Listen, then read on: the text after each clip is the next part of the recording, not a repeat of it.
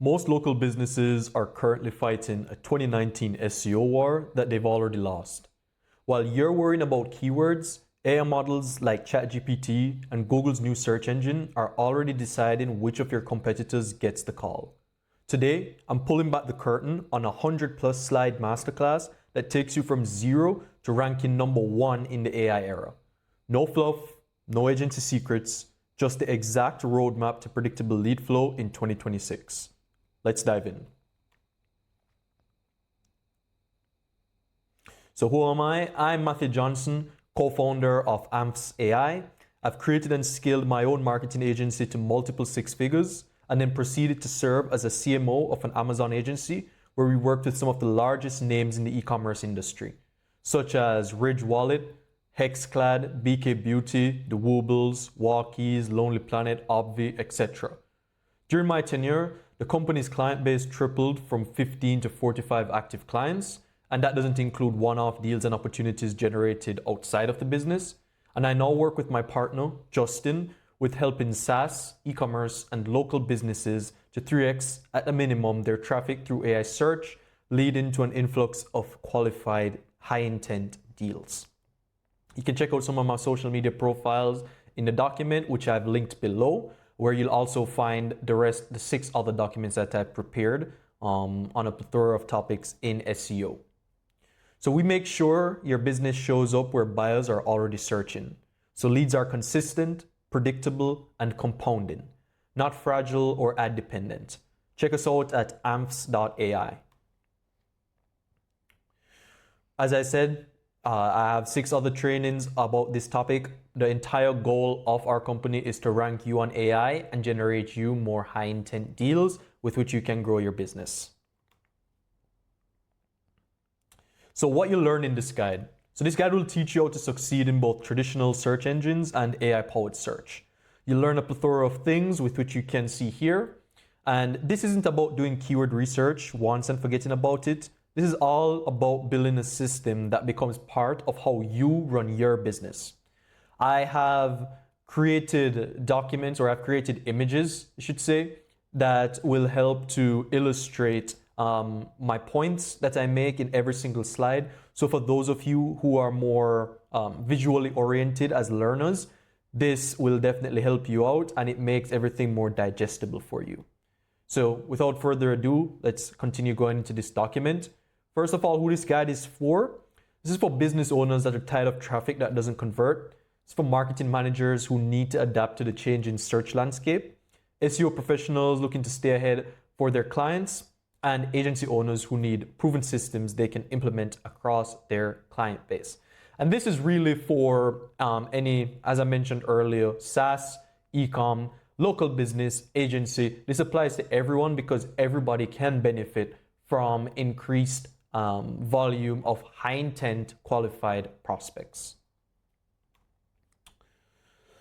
So let's talk about the foundations. So what is SEO anyway, right? You can probably skip this section if you already know, but this design or this guide is designed to take someone from absolute zero to someone who is capable enough to offer this as a service and even do it for themselves if they're an existing business owner. So SEO is just a way to help your website show up higher in search results or your business when people use Google or other search engines. So think of SEO like putting up a big, bright sign for your business on a busy street. If your sign is easy to see, then more people will notice you and come inside. When you do SEO, you make changes to your website so that search engines understand what your site is about. If you sell shoes, you want Google to know you sell shoes, not hats or pizza. The better Google understands your website, the more likely it is to show your site to people who are looking for what you offer.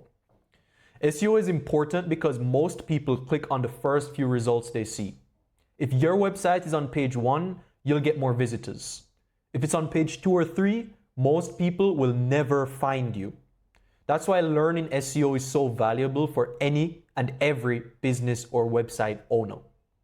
Here's a little document showing that, or image. I don't know why I keep saying document.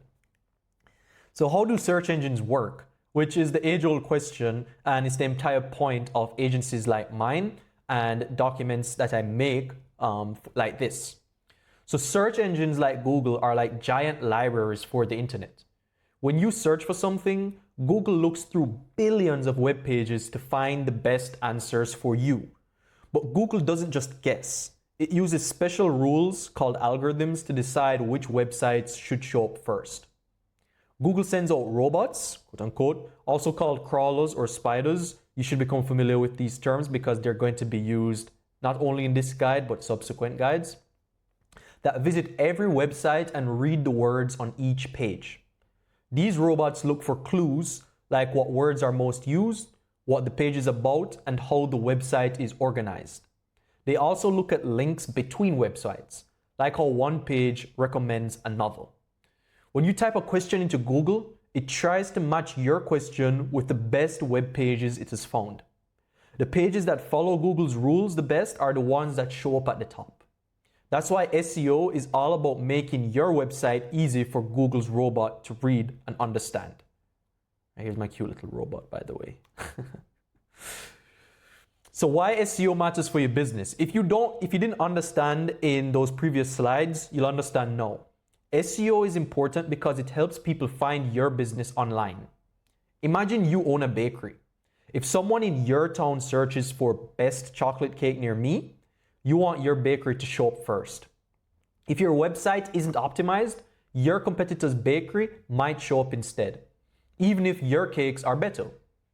Most people never look past the first stage or the first page of search results. Studies show that 75% of people never click to page 2. If your website is on page 2 or 3, it's pretty much invisible. And good SEO brings your website to the front so more people visit, call, or buy from you. SEO is also one of the cheapest ways to get new customers.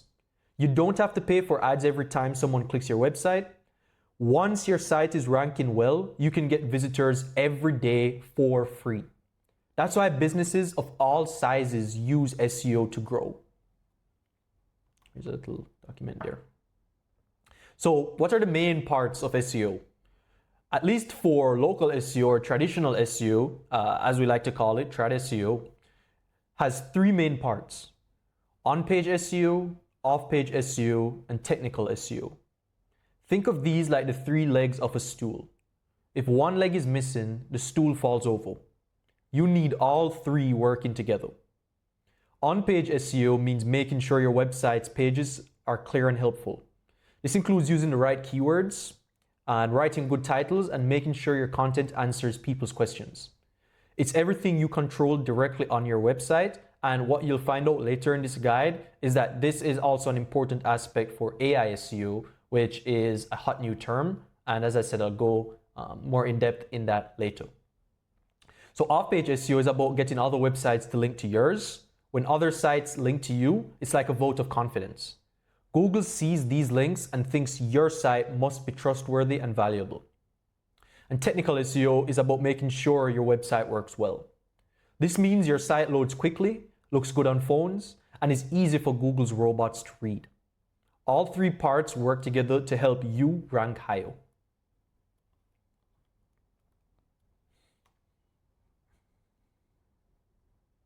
So now, how is SEO changing with AI search? So SEO is changing because of new tools like ChatGPT, Perplexity, and Claude.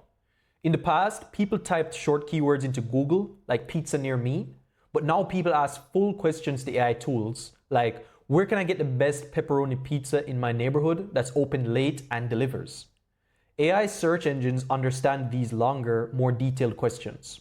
They look for websites that answer the whole question, not just websites that use the right keywords a bunch of times. This means your website needs to be even more helpful and clear than before. To do well in both Google and AI search, you need to write content that answers real questions, not just stuff keywords onto your page. You also need to make sure your business is mentioned in lots of places online, not just your own website.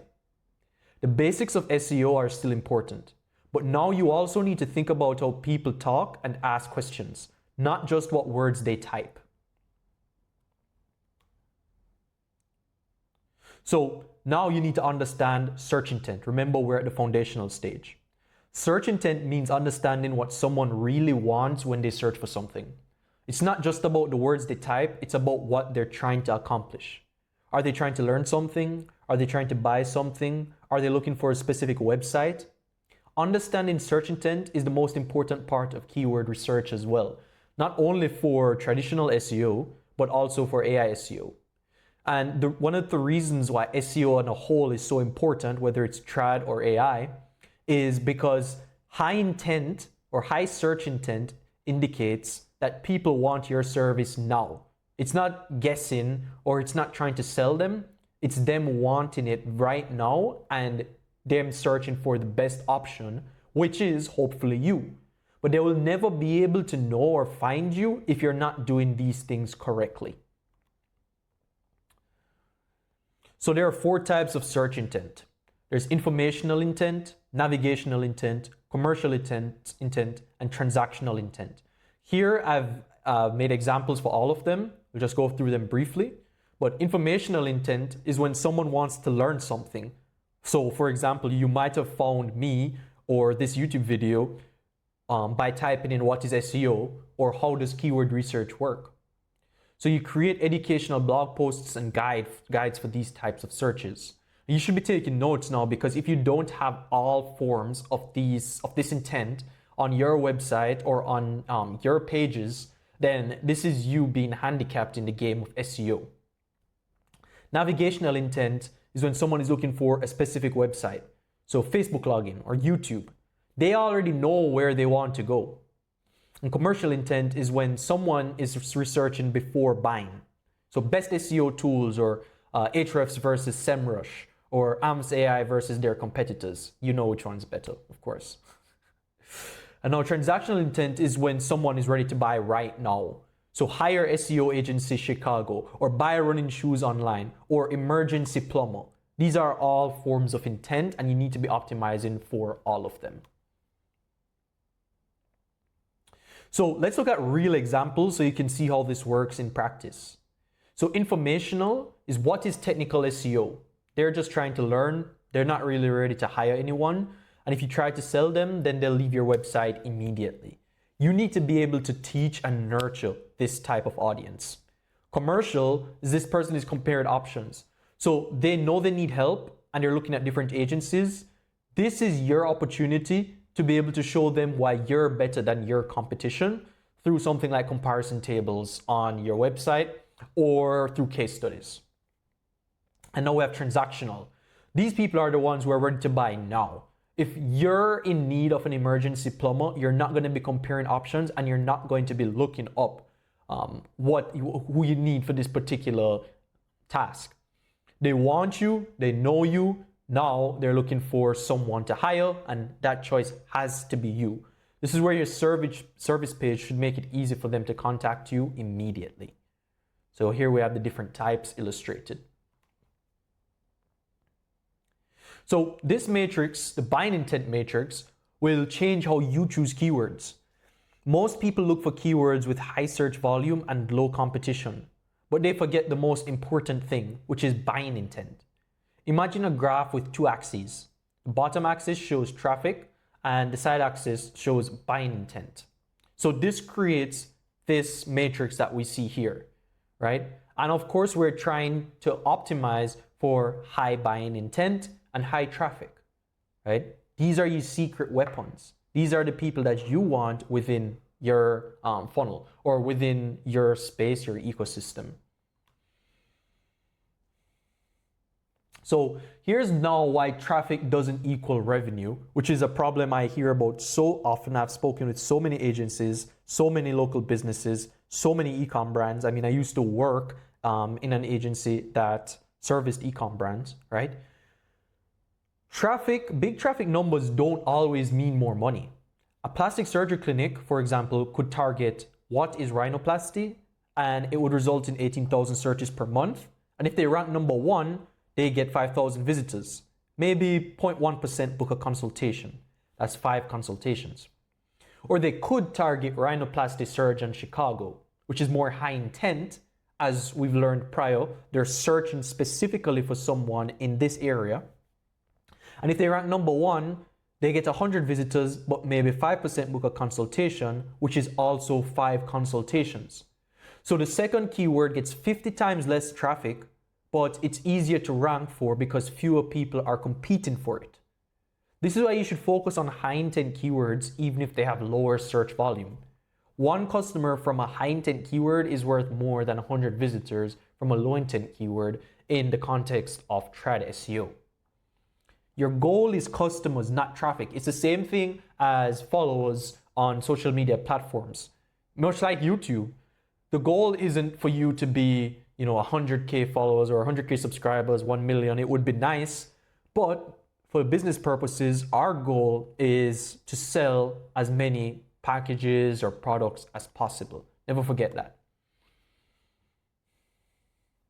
So here we're going now into research and strategy. And I'm just going to let you know prior to this that we might not go in depth onto every aspect in this video, but we do have lead magnets, or I should say documents, the same thing, that go into every aspect granularly. So there's one for keywords, there's one for local SEO, there's one for on-page SEO, etc. Right? So feel free to check those out, and I'm going to be making videos on every single one of them. But if you want the documents now to read through, just click the link in my bio and check that out.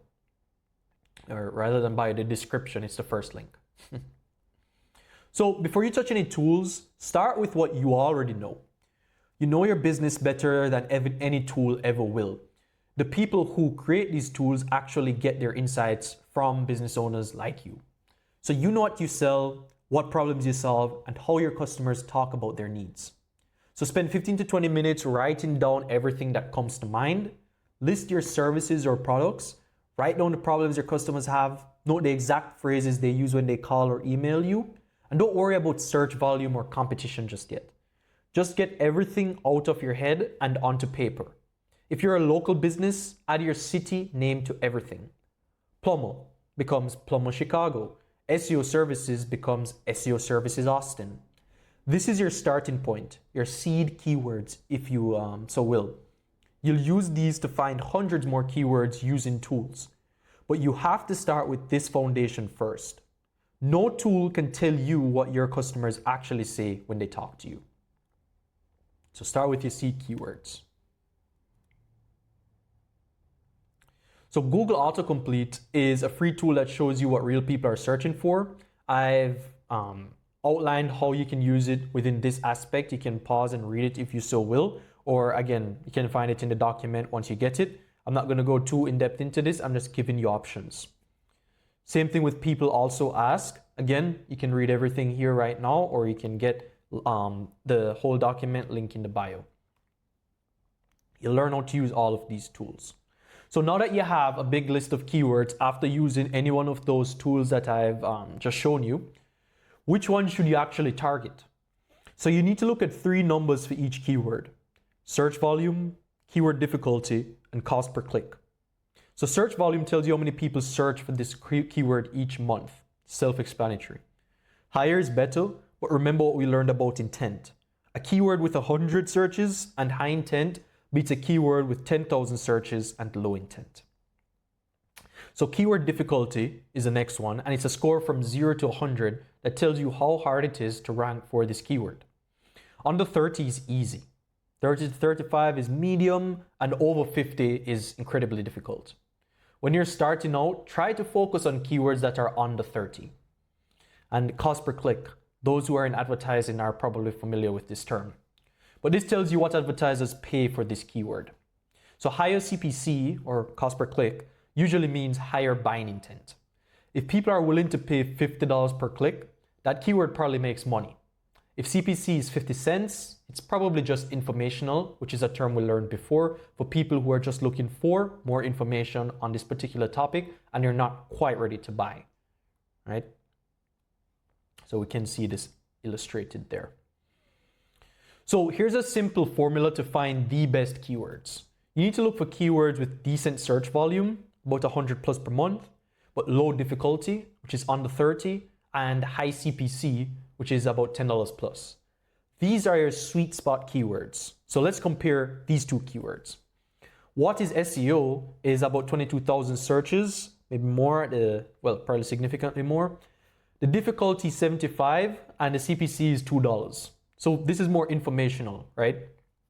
Whereas SEO agency for SaaS, there are 210 searches, so 100 plus per month, check. Difficulty is 28, under 30, check. And CPC is $10 plus, $45, check. The first one might look better because of the search volume, but the second one is actually significantly better because it's more, it's higher intent. So it's easier to rank for 28 versus 75, and people searching it are ready to buy. Don't just chase big numbers, chase the right numbers. Here's a little note here for you, by the way. A keyword with 100 searches per month that converts at 10% is better than a keyword with 10,000 searches that converts at 0.1%. They both give you 10 customers, but one is 100 times easier to rank for. Don't forget that. Now let's talk about spying on your competitors. Because your competitors have already done the keyword research for you. Why not learn from their work? This is completely legal and ethical. You're just seeing what's publicly available. So you need to identify your top 3 competitors first. These aren't necessarily your business competitors. These are the websites that rank on page 1 for your target keywords.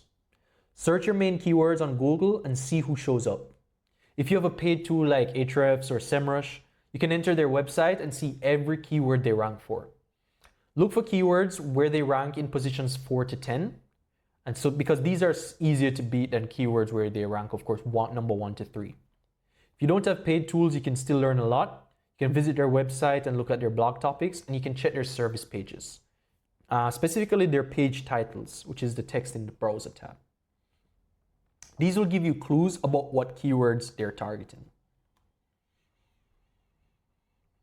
So here's exactly how to steal your competitors' best keywords using these free methods. So go to their websites, check their blog. Each blog post title is probably targeting a keyword. You should write down every blog post title you see. Look at their service pages, and if they have a page called Technical SEO Services, for example, they're probably trying to rank for technical SEO services. Write that down. Right-click on any page and select View Page Source. Look for the title tag, and it should say, title in the code. And this shows you exactly what keyword they're targeting on that page. Do this for your top 3 competitors. You'll end up with a list of 50 to about 100 words, or that's keywords, that you know are working for someone in your industry. These are proven keywords. You know they're worth targeting because someone is already getting traffic from them. Now you just need to create better content than they did. So if you're a local business, this strategy will multiply your keywords by 10. Take any service keyword and add location modifiers to it. One keyword becomes dozens. Start with your base service, plumber. Now add your city, plumber Chicago. Add nearby cities, plumber Naperville, plumber Evanston, and add near me, plumber near me. Add your state, plumber Illinois. Now add quality words. Best plumber Chicago, top plumber Chicago, affordable plumber Chicago, emergency plumber Chicago, 24/7 plumber Chicago. You can also add specific problems. Emergency plumber for burst pipe Chicago, same day plumber Chicago, weekend plumber Chicago. From one keyword, you now have 20 plus variations. The best part, these are all easier to rank for than the generic keyword, and they have higher buying intent because they're more specific. Someone searching emergency plumber Chicago is ready to hire someone right now, and as we know, that's high intent. So AI search engines like ChatGPT work differently than Google. People don't type short keywords. They have full-on conversations. Understanding this difference is critical for modern SEO. On Google, someone types SEO Agency Chicago. On ChatGPT, or any other LLM, which stands for Language Learning Model, by the way, someone types, I run an e-commerce store selling organic soap. We make 40K per month, but 80% comes from paid ads. We need more organic traffic, so we're not so dependent on ads. We're based in Chicago. Should I hire an SEO agency or try to fix this myself? If I should hire someone, what should I look for? You must be able to see the difference in terms of volume. The ChatGPT prompt includes their industry, revenue, problem, location, and question. It's like having a window into their mind, and this is what we call a conversational prompt. To succeed in AI search, you need to find these prompts and create content that answers them. Your content needs to address the full context, not just match keywords. So here you can see the difference illustrated. Look how many more words that is in comparison. So the anatomy of a high intent prompt. So this is going to be applicable to most people because we're now in, let's say, the golden age of AI.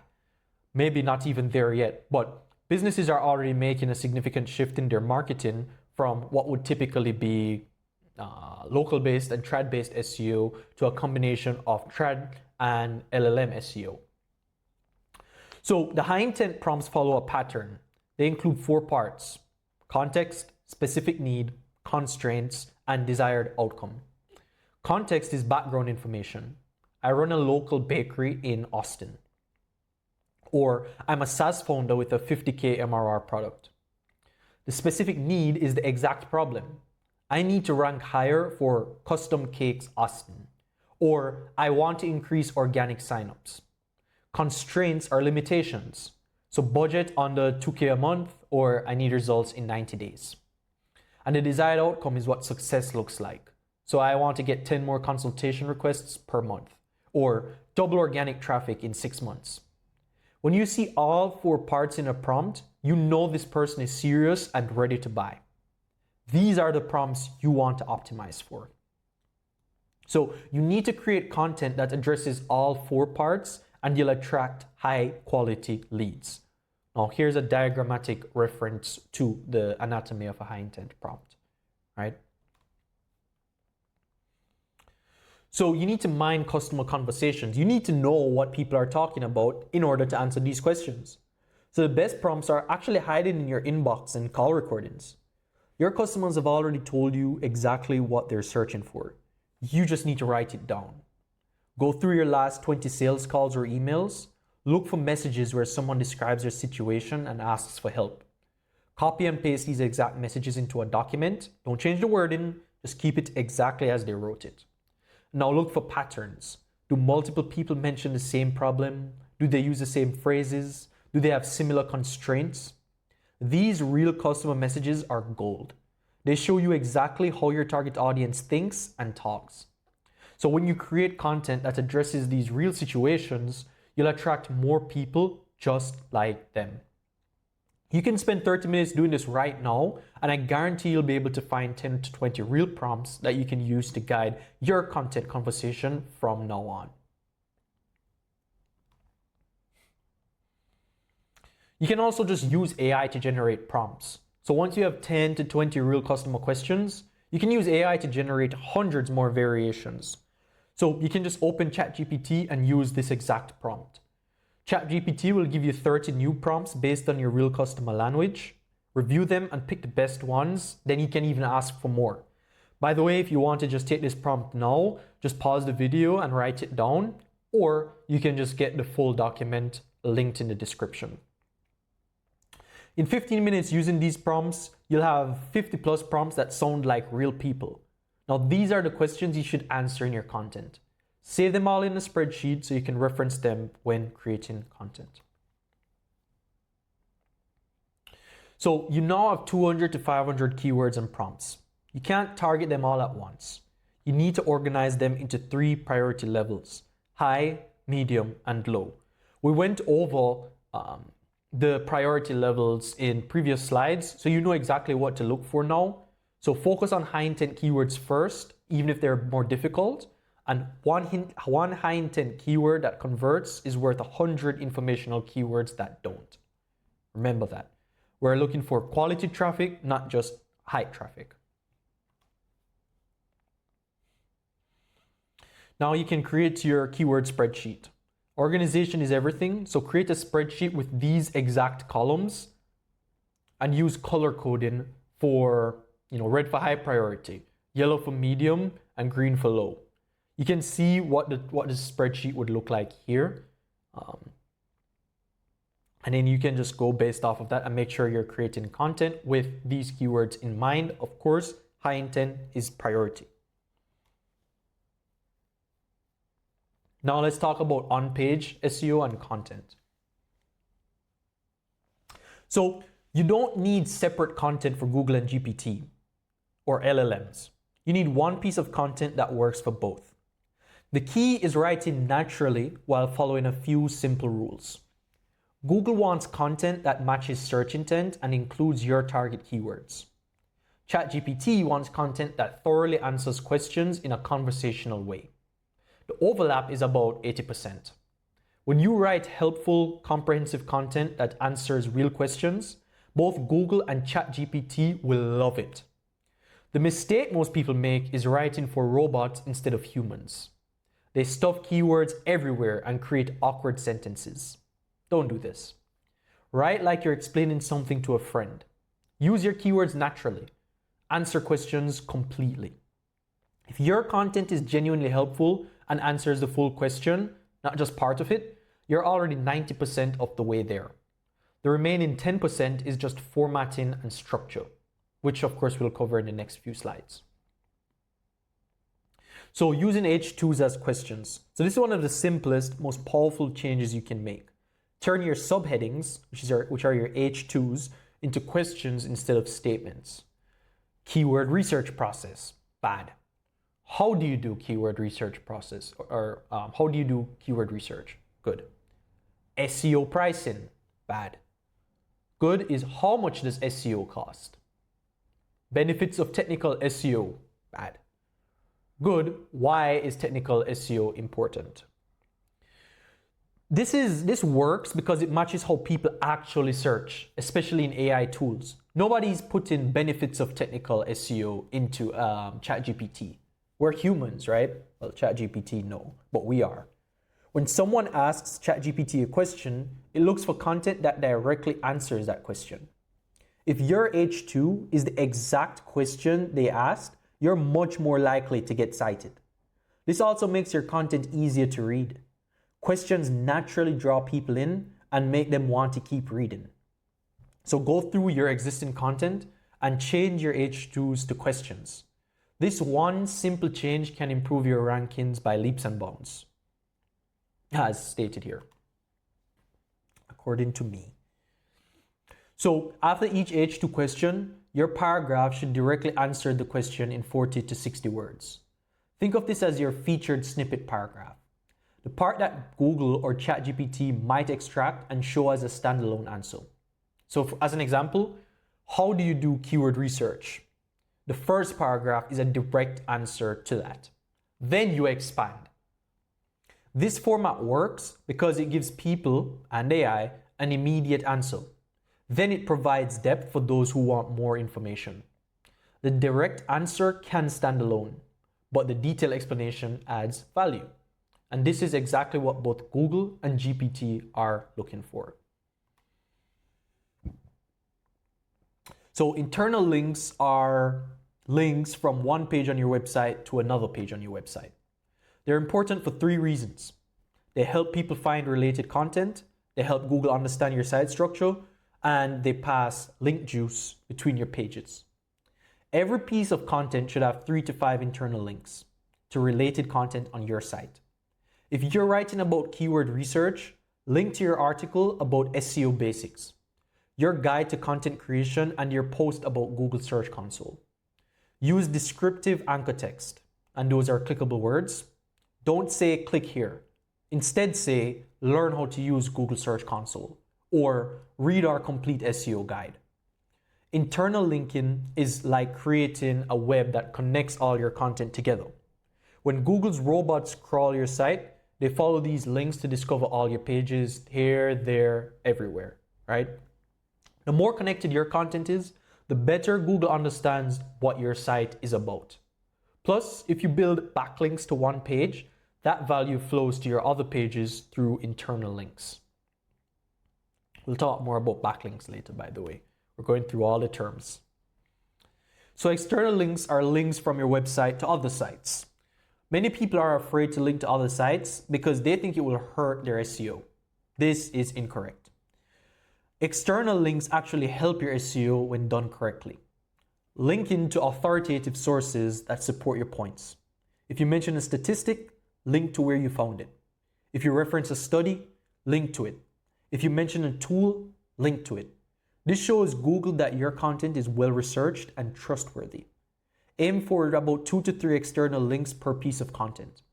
Link to high quality sites like industry publications, research studies, government websites, or well-known tools.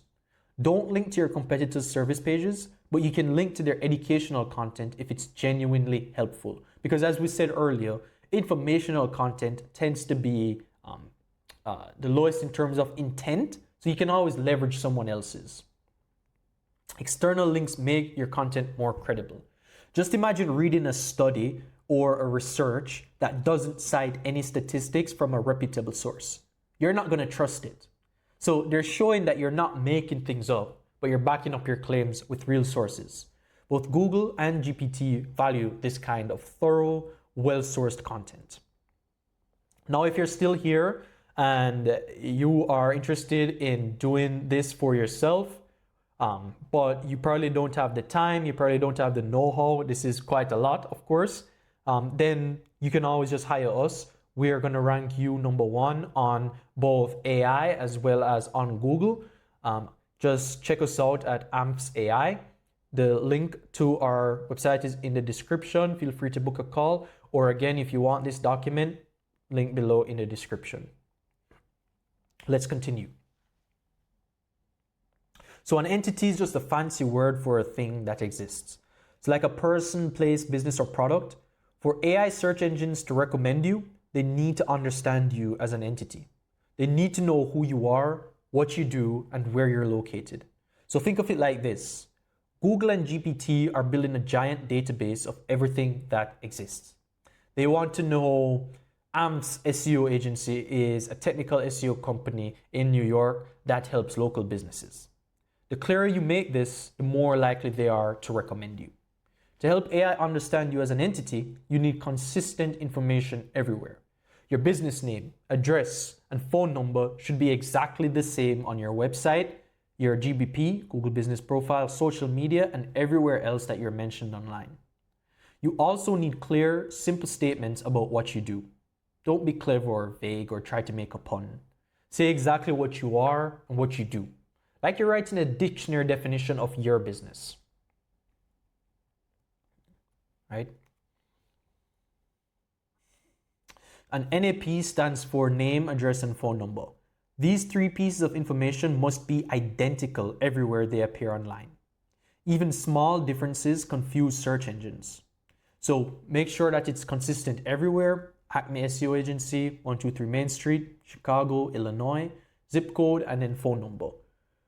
Inconsistency now would be the website is saying Acme SEO Agency, same thing, but you can realize or you can see that the numbers are in parentheses, while the second example, they aren't, right? And in the third example, it's the whole structure is different. Street is abbreviated in the first. Street is the full word on Google, and on Facebook, it's just Maine, right? And Chicago, not even Illinois. So these are all slightly different, and this confuses Google and GPT. They can't tell if these are the same business or different businesses. So go through every place your business is listed online and make sure your NAP is exactly the same. That's name, address, phone number. So this includes your website, GBP, Facebook, LinkedIn, Yelp, any directories you're listed in, right? So schema markup is code you add to your website. Many of you are probably already familiar with this, but this helps search engines understand your content better. So think of it like adding labels to everything on your site so robots know exactly what they're looking at. Without schema, Google sees text and has to guess what it means. With schema, you're telling Google, this is a business, this is our address, this is a review, this is a product, and this is the price. The most important schema types for most businesses are organization schema, local business schema, article schema, and FAQ page schema.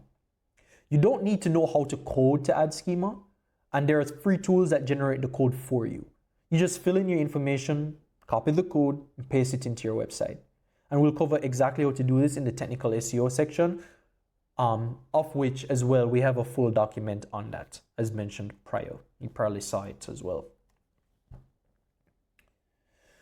So a topic cluster is a group of related content pieces that all link to each other. You have one main pillar page that covers a topic broadly and several cluster pages that cover specific parts of that topic in depth.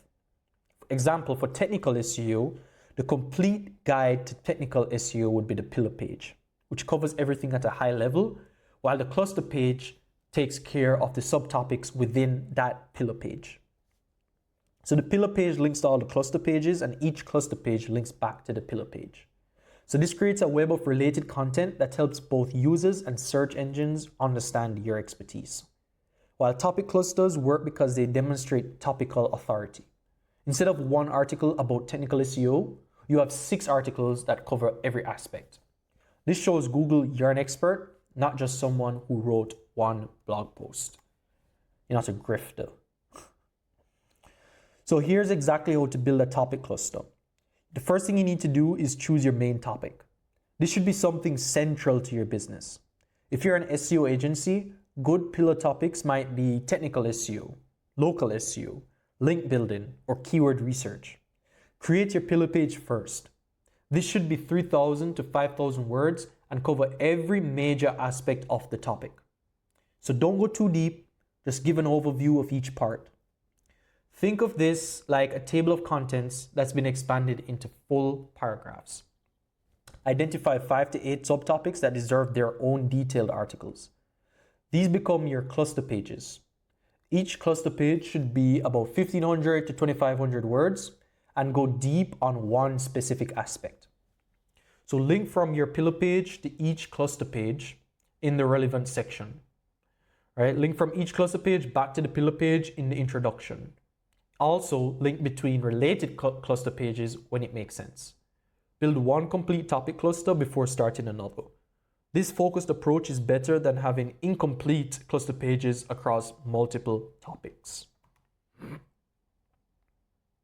So here you have a content checklist. You can use this checklist for every piece of content you create, print it out, and keep it next to your computer to ensure you're following best practices. Here's it all illustrated as well. Aren't I nice? Next up is technical SEO. So technical SEO is all the behind the scenes stuff that makes your website work properly. You can have the best content in the world, but if your website is slow, broken, or hard for search engines to read, you won't rank well. Think of technical SEO like the foundation of a house.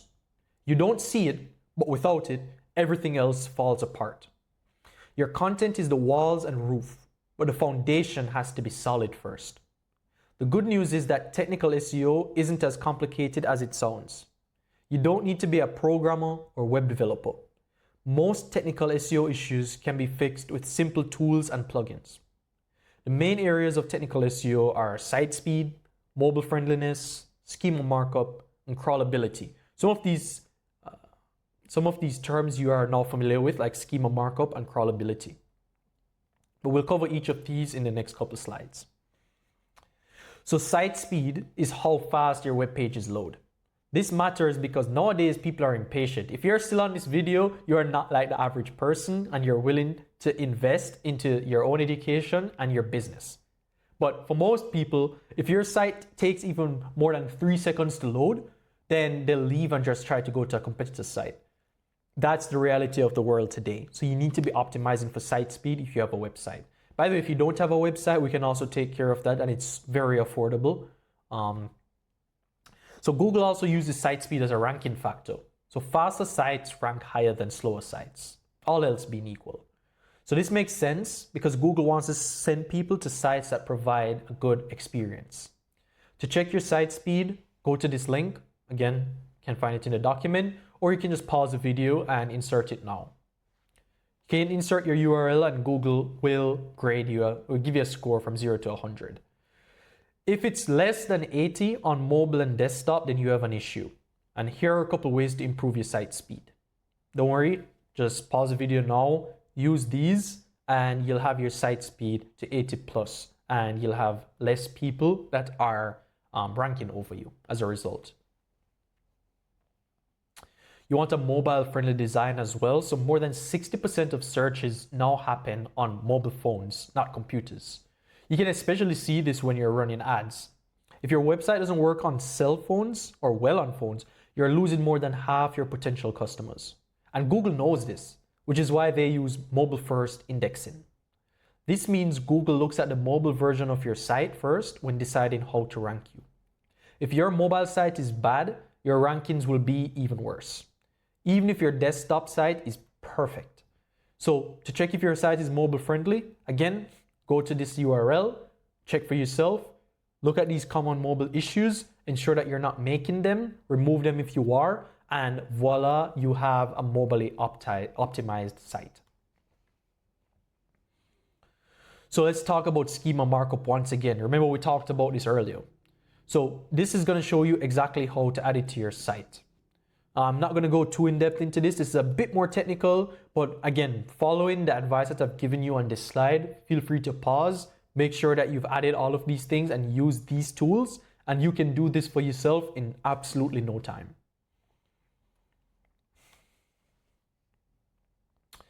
And here's about how to add article schema. And this basically just tells the search engine that a page is a blog post or an article. And this helps you show up in Google News, and you'll get rich results in search. It should include your headline, the author name, the date that it has been published, the date it has been modified, the featured image, and publisher information.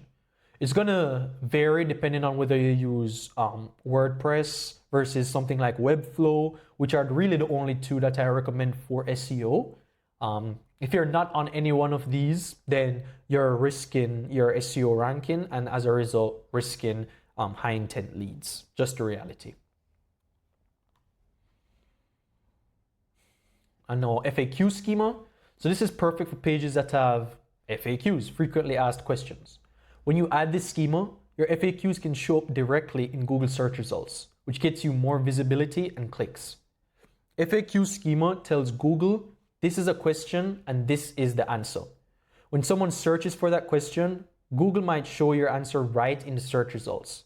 Here's how to add the FAQ schema, and here's how to make sure that it works on these pages, the best pages. So once again, take some time to pause, go through it, or just get a document and do it at your leisure. But it's very important that you have an article schema and an FAQ schema. So crawlability just means search engines can access and read all your pages. Indexing means search engines have added your pages to their database. If your pages aren't crawlable and indexed, they won't show up in search results no matter how good your content is. So a couple common crawlability issues are robots.txt file blocking important pages, broken links. It is imperative that you fix this, by the way. You have pages that require login to access, slow server response times, and too many redirects. So to check if your pages are indexed, search Google at this domain, but replace it with your actual domain, of course. So instead of site, you'd insert yours. So Google will show you all the pages it has indexed, and if important pages are missing, you have an indexing problem. You can use Google Search Console to monitor crawlability, by the way, which is free. And most crawlability issues can be fixed by cleaning up your site structure. So fixing broken links and making sure your robots.txt file isn't blocking important pages. Imperative that you do this. Here's a checklist for technical SEO. Feel free to screenshot this at this time, or once again, you can get the document linked in the description. Now let's talk about off-page, local, and brand. And we're on the final stretch here, guys. So a backlink is when another website links to your website. We talked about backlinks before, but we didn't give it a suitable label. Now we have. We can always refer to it as well as external linking. So think of backlinks like votes of confidence. When a website links to you, they're telling their readers that this site is worth checking out. Search engines use backlinks as one of their main ranking factors. And the logic is simple. If lots of quality websites link to you, you must have something very valuable to offer. The more high quality backlinks you have, the higher you'll rank. And not all backlinks are equal. A link from a major news site like Forbes is worth way more than a link from a random blog nobody reads. A link from a website in your industry is worth more than a link from a completely unrelated site. Backlinks are part of off-page SEO because they happen off your website. Clever, right? You can't directly control them, you have to earn them or build them. And this is one of the hardest parts of SEO, but also one of the most important.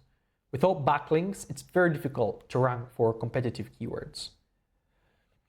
So backlinks matter for three main reasons. They help you rank higher, they send direct traffic to your site, and they help search engines discover your content.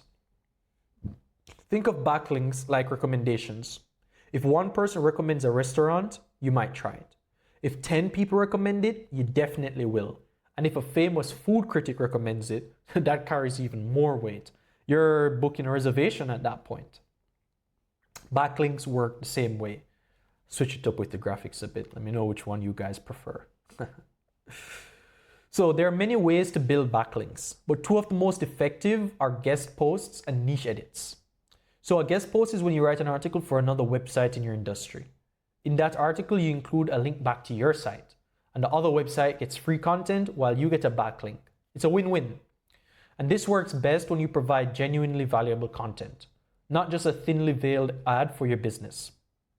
Niche edits. You find an existing article on another website that's related to your topic. You reach out to the website owner and ask if they'll add a link to your site in that article.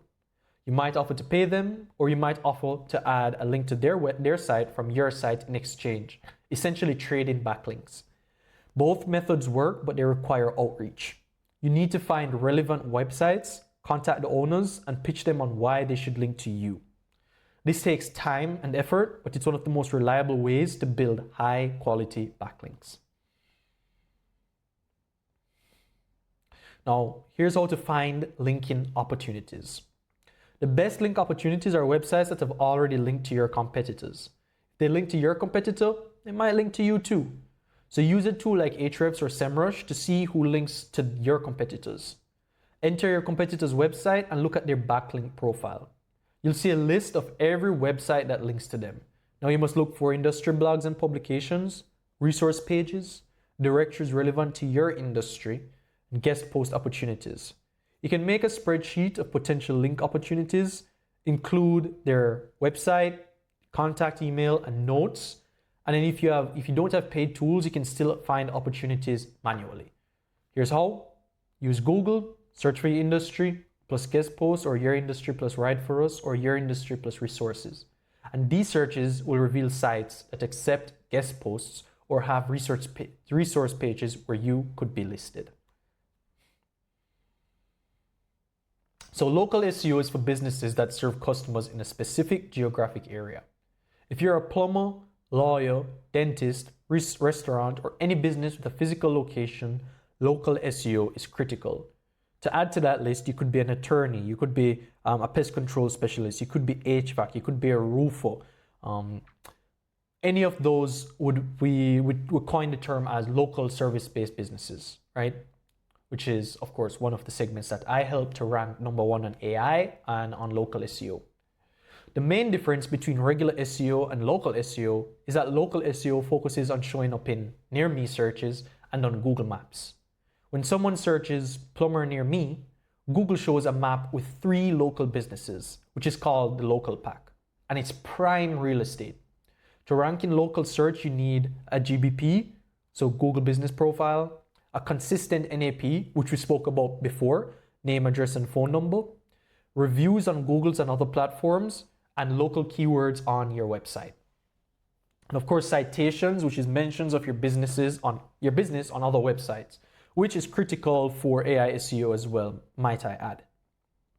Local SEO is actually much easier than regular SEO because you're only competing with businesses in your area, not the entire internet, right?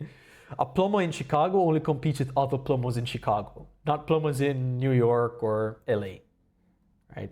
So that's a brief introduction on what local SEO is And here's the local map pack illustrated in this document, just the first 3. So your Google business profile is the single most important thing for local SEO. This is what shows up when people search for your business or when you appear in a local pack. So to optimize your GBP, complete every section, choose the right categories, add photos, get reviews, and post regular updates. Now, I've outlined exactly how you can do all of these things here. I will be making a video on this as well. And so stay tuned. I'll be making a document for it, much like this one. And just in case, again, you want me and my team to do this for you, our link is in the description below, where you can also find this document. So building brand mentions. Brand mentions are when your business is mentioned online, even without a link. These mentions help with both trad SEO and AI search engines like GPT, so AI SEO. AI search engines pay special attention to brand mentions. The more your brand is mentioned across the web, the more real and authoritative you seem. If ChatGPT sees your business mentioned in news articles, blog posts, social media, and forums, it's more likely to recommend you. And here are a couple ways to build brand mentions. So you have PR and media, so getting featured in industry publications, local news, and podcasts, for example, Forbes, Bloomberg, etc. Being active on social media, establishing partnerships with businesses that are similar to yours or have similar audiences, and speaking at events, going to conferences, hosting webinars, and attending local events. You can track your brand mentions using Google Alerts, which is free, or Brand24, which is a paid tool. So this helps you see where you're being mentioned and identify opportunities to engage. So here are a couple PR and media strategies, which is basically getting your business mentioned in media outlets like news sites, industry publications, and podcasts, which brings back backlinks mentioned earlier, brand mentions, in the previous slide we mentioned that, and credibility all at once. You don't necessarily need an expensive PR agency. You can just do basic PR for yourself. You can write press releases, pitch journalists, appear on podcasts, create newsworthy content, and just be good at your job, right? That's the easiest one. So we're going to talk briefly about measurement and optimization, and then we're going to wrap up. So you're going to learn in this document how to set up Google Search Console. Going through this now would just be a waste of both of our times. You can read this in the document. Similarly, how to track your rankings to ensure that what you're doing is actually working, using both paid and free tools, depending on what your budget is like and how seriously you want to take this. Understanding your analytics, so what do these statistics even mean, and also to show you what you should be optimizing for and what needs to be changed. Testing LLM Citations, super important, but to succeed in AI search, you need to know if you're being cited, and this might require manual testing unless you know some tips and tricks. Hint, hint, we can do it for you. But here's a brief understanding of what you need to do, the types of prompts that you need to ask, and how to test whether you're getting mentioned. So here also, I outlined how to make your testing tracker. Here is how it would look in a spreadsheet. You can literally copy this word for word and be able to do this by yourself. You don't even need to hire me if you don't want to. And then here's a checklist as well on what the monthly review process would look like. Because SEO isn't just a one-time thing, it's something ongoing, it's a marathon, and if you want your business to reach the finish line and beyond, this is something that you need to be tracking and optimizing every single day, month, year, right? So we can talk briefly about SEO in the age of AI and LLMs. We can talk about how exactly LLMs decide what to cite. So their algorithm isn't the same as Google. They do have many factors that influence what gets cited, and understanding these factors helps you optimize for AI search. So brand mentions, content comprehensiveness, authority signals, entity recognition, structured data, and recency. So you can't just optimize your website, you need to build your brand across the entire web through PR, social media, partnerships, and content marketing. This is easier for businesses like local businesses than it is for online businesses like SaaS and e-com, but it's not impossible. And I pretty much just outlined how you could do it for yourself. So here are the ranking factors. Here's exactly what you need to do. You should focus on the top 3 factors first because these have the biggest impact, and then you should go from there, right? So do your blog posts, establish your backlinks, and ensure you're getting brand mentions. Optimize for conversational search because it's exactly like having a conversation. It's a friend asking a friend who they would use. Who would you refer to me if I needed this service done immediately? So, right, like you're having a conversation, answer the full question, not just a part of it. Anticipate what the follow-up questions would look like. Use natural language and provide context. This is how you get AI to recommend you and your business. And you can test this across multiple LLMs, right? We have multiple structures, and this is just speculation based off of what we've been seeing in our clients. But GPT seems to weigh Google rankings heavily. You're more likely to be cited on GPT if you rank well on Google, whereas Perplexity favors more video content like this. If you have YouTube videos on these topics, you'll rank higher on Perplexity. Claude focuses on depth and accuracy, so longer, more detailed content, which would be your blog posts. Gemini is a Google product, so of course it's tied heavily to Google rankings. So whether you're ranking on the local map pack, your GBP, etc., that's where you'd find Gemini. And Grok, of course, is affiliated with Twitter. So if you're active on Twitter and have threads about your topics, you're more likely to be cited there. Honorable mention is Copilot. You do have some people that use Microsoft way more than they do Google. So if you want to optimize for that, neat trick there is use Bing Places, right? Dropping some sauce for the people who are still at this part of the video. Here's where you understand your citation gaps. So this is when your competitors are cited, but you're not. These gaps show you exactly what you need to fix.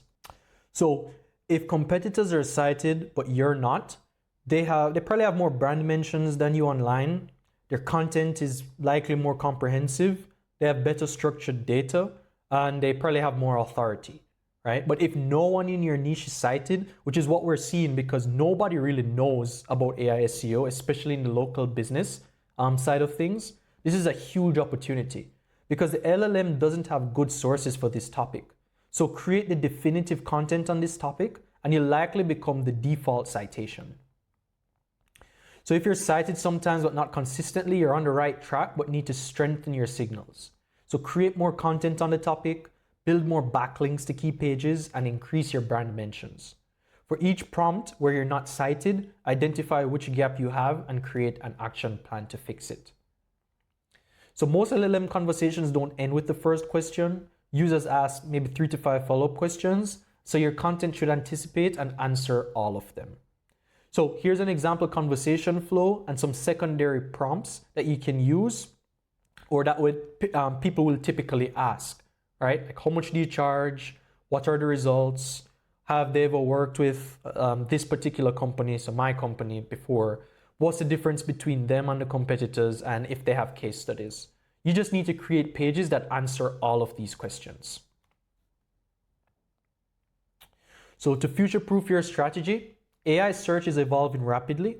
What works today might not work tomorrow. So here's how to future-proof your SEO strategy. Focus on the fundamentals, build a real brand, diversify your traffic sources, stay informed, of course, by following my channel, make sure you subscribe, and test constantly.